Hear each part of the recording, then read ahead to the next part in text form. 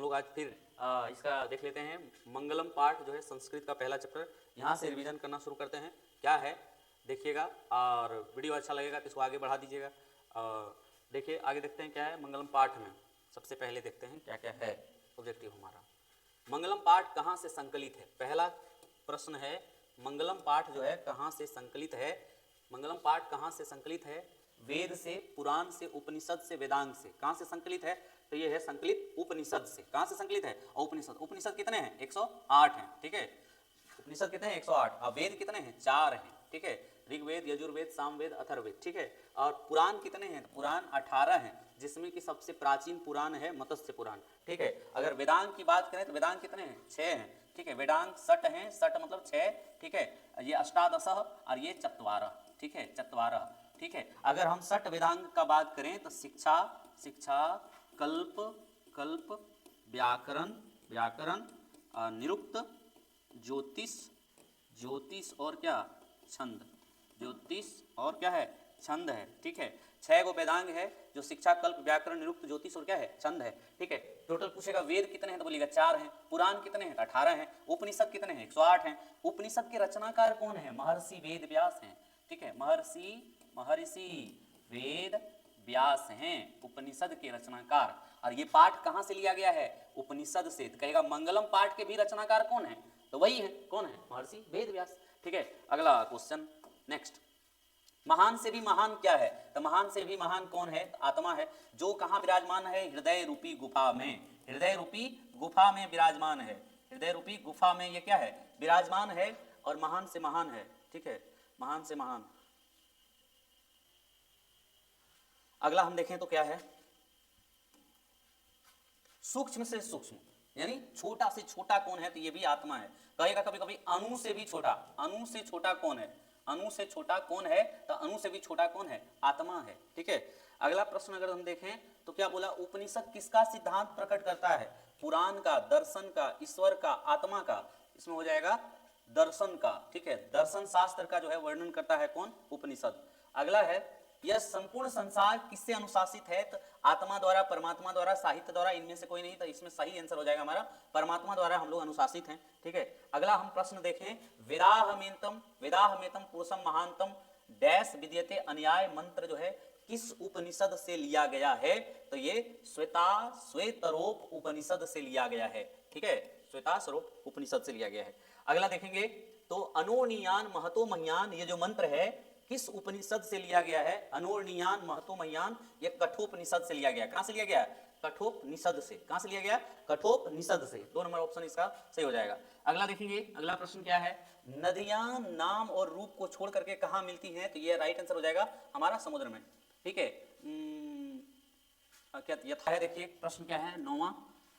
किसकी विजय नहीं होती है? सत्य की, असत्य की, धर्म की, सत्य और असत्य दोनों की। किसकी विजय नहीं होती है? तो असत्य की विजय नहीं होती है, ठीक है। असत्य की विजय नहीं होती है। अगला प्रश्न अगर हम देखें क्या है? सबसे बड़ा खजाना क्या है? धन है, विद्या है, स्वर्ण है कि सत्य है? सबसे बड़ा खजाना कौन है? सत्य का खजाना है, ठीक है। अगला अगर हम देखें प्रश्न क्या है? सत्य का मुख किस पात्र से ढका हुआ है? स्वर्ण, शस्त्र, शास्त्र, विद्या। तो स्वर्ण यानी सोने के पात्र से ढका हुआ है। सोने के पात्र से, इसी को हिरण्यमेन पात्रेन बोला है। वहां हिरण्यमय कभी कभी आएगा, हिरण्यमय पात्र आएगा, ठीक है। पात्र से ढका हुआ है, ठीक है, पात्र से ढका हुआ है। अगला प्रश्न देखेंगे क्या है? हिरण्यमेन होगा। हिरण्यमेन पात्रेन सत्य धर्माय सत्यस्य मुखम अपहितम, यहाँ पर होगा सत्य धर्माय दृष्टि। किस उपनिषद का ये मंत्र है? किस उपनिषद का? तो पहला ऑप्शन है हमारा कठोपनिषद, मुंडकोपनिषद, ईशावास्योपनिषद और गीता। इसका राइट आंसर हो जाएगा ईशावास्योपनिषद से लिया गया है इसको। हिरण्यमेन पात्रेन सत्य धर्माय दृष्टि जो श्लोक है ये ईशावास्योपनिषद से लिया गया है, ठीक है। अगला है प्रश्न हमारा सत्यमेव जयते किस उपनिषद का मूल मंत्र है? सत्यमेव जयते जो है मुंडकोपनिषद का है, ईशावास्योपनिषद का है, कठोपनिषद का है कि केनोपनिषद का है? इसका राइट आंसर क्या हो जाएगा? इसका राइट आंसर हो जाएगा मुंडकोपनिषद का, ठीक है। सत्यमेव जयते जो है सत्य की ही जय होती है, असत्य की नहीं। ये मुंडकोपनिषद का मंत्र है। अगला है किसकी गुफा में आत्मा निहित है? पर्वतीय गुफा में, कृत्रिम गुफा में, जीवों के शरीर रूपी गुफा में, किसी में नहीं। तो यहाँ पर हो जाएगा जीवों के शरीर रूपी गुफा में या हृदय रूपी गुफा में बोलिए, ठीक है, वहां पर ये विराजमान है। मंगलम पाठ में कुल कितने पद्य हैं या कितने मंत्र हैं? एक प्रश्न यहाँ ये भी आएगा कि कितने जो है ये जो मंत्र हैं किस रूप में है, तो पद्यात्मक रूप में है।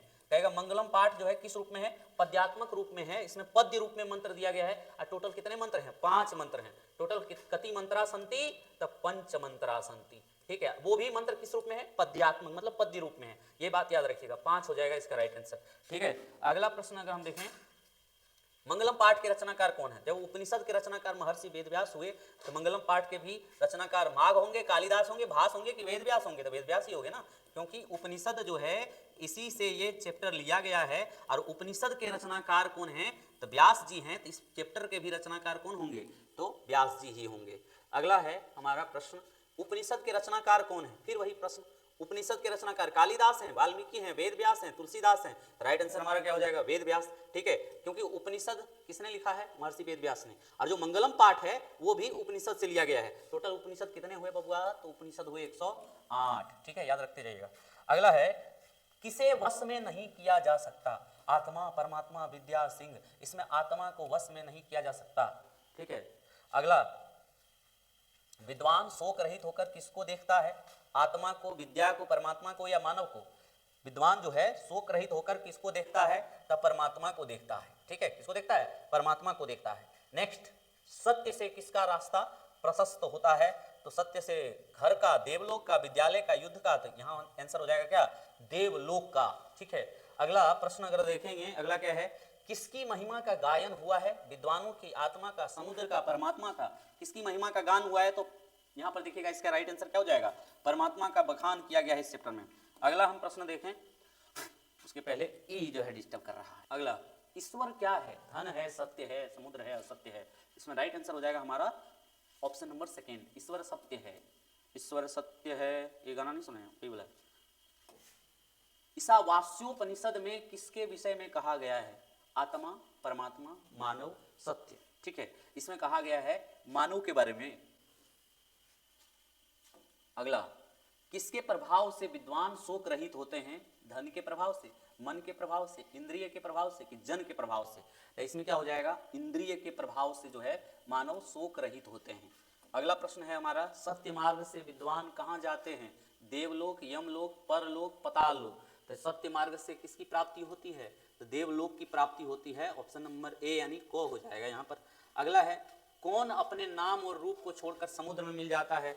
तो यहाँ पर समुद्र होगा, झरना होगा, नदियां होगा, मार्ग होगा। तो नदियां अपना नाम त्याग करके समुद्र में मिल जाती हैं। ठीक है, नेक्स्ट प्रश्न अगर हम देखेंगे, अगला क्या है, साधक किसको पार करते हैं? मृत्यु को, अमरता को, सत्य को, हिरण्यमय पात्र को? तो साधक जो है ना किसको पार कर जाते हैं? तो मृत्यु को पार कर जाते हैं। ठीक है, अगला प्रश्न अगर देखेंगे, अगला प्रश्न, नदियां क्या छोड़ करके समुद्र में मिल जाती हैं? स्वरूप, नाम, काम, जल। अपना नाम छोड़ करके जो है वो समुद्र में मिल जाती है। ठीक है, अगला, प्राणियों के हृदय रूपी गुफा में कौन बंद है? ठीक है, देव, राक्षसम होगा, आत्मा की शरीर? तो आत्मा हो जाएगा इसका राइट आंसर। ठीक है, प्राणियों के हृदय रूपी गुफा में कौन बंद है? आत्मा। महान से महान है, अनूर्णीयान, महतोमयान, जो श्लोक है वहीं पर लिखा गया है। अगला है, नहीं है अगला, अब समाप्त होता है। पहला चैप्टर में हम लोग कितना प्रश्न देखे? 30 प्रश्न देखे, उसका भी रिजल्ट बेटर हो जाएगा। ठीक है, और इस गांव देहात के कोचिंग को और बढ़ाइए, थोड़ा सा आगे आप लोग। ठीक, चलिए, बहुत बहुत धन्यवाद। फिर आगे मिलते हैं दूसरे सब्जेक्ट के। 30 प्रश्न देखे और सारा पिछले साल पूछे गए प्रश्नों पर आधारित है। आगे जो आने वाले प्रश्न हैं उस पर भी आधारित है। आपको कैसा लगा वीडियो जरूर बताइएगा। उसके बाद इस वीडियो को अगर अच्छा लगा होगा तो 2-4 दोस्तों को भेज दीजिए, अपने चाहने वालों को, उसका भी रिवीजन हो जाएगा।